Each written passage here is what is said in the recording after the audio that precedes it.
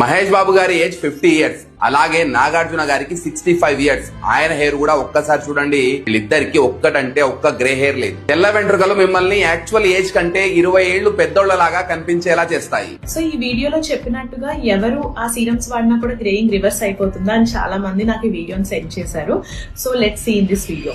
మన ఇండియన్స్ లో మెయిన్ గా 25 ఇయర్స్ ముందు మనకి గ్రేయింగ్ కనుక వచ్చినట్టయితే ప్రీమెచ్యూర్ గ్రేయింగ్ ఆఫ్ హెయిర్ అంటాం. ఈ రోజుల్లో చాలా చాలా కామన్ అయిపోయింది ప్రీమెచ్యూర్ గ్రేయింగ్ అనేది. మనకి నార్మల్ గా హెయిర్ కలర్ అనేది అందులో ఉన్న పిగ్మెంట్ ని బట్టి మనం డిసైడ్ అవుతుంది, మెలనిన్ ని బట్టి. ఎప్పుడైతే మెలనిన్ ప్రొడ్యూసింగ్ సెల్స్ అనేవి మనకి తగ్గుతుంటాయో మనకి హెయిర్ అనేది గ్రే అవుతుంది. దీనికి కాజెస్ ఏంటంటే ఫస్ట్ థింగ్ అయితే మాత్రం జీన్స్, సెకండ్ మనకి న్యూట్రిషనల్ డెఫిషియన్సీస్ అనేది ఈ మధ్య కాలంలో చాలా ఎక్కువయ్యాయి. వైటమిన్ డి, B12, అలానే ఐరన్, కాపర్ డెఫిషియన్సీస్ అనేవి చాలా ఎక్కువగా చూస్తున్నాం. అండ్ నెక్స్ట్ థింగ్ ఏంటంటే మెయిన్ గా మన లైఫ్ స్టైల్ చేంజెస్, చాలా స్ట్రెస్ ఉండడం, స్లీపింగ్ హ్యాబిట్స్ కొంచెం ఇర్రెగ్యులర్ అవ్వడం, స్మోకింగ్, ఆల్కహాల్, అలానే కొంతమందిలో అదర్ ఆటో ఇమ్యూన్ కండిషన్స్ ఎప్పుడైతే ఉంటాయో వాళ్ళలో కూడా ఎర్లీ గ్రేయింగ్ అనేది చూస్తున్నాం. సో మరి ఎవరు ఇట్లాంటి సీరమ్స్ వాడినా గ్రేయింగ్ అనేది మనకి రివర్స్ అవుతుందా అంటే దీనికి answer both yes and no. ఎందుకంటే ఒకవేళ మన కాజ్ జెనెటిక్ అనుకోండి, మనకి గ్రేయింగ్ అనేది రివర్స్ అవ్వదు. అలానే ఒకవేళ న్యూట్రిషనల్ డెఫిషియన్సీస్ ఉంటే ఈ సీరమ్స్ తో పాటుగా మనం ఆ డెఫిషియన్సీస్ కరెక్ట్ చేసుకుంటేనే మనకి అది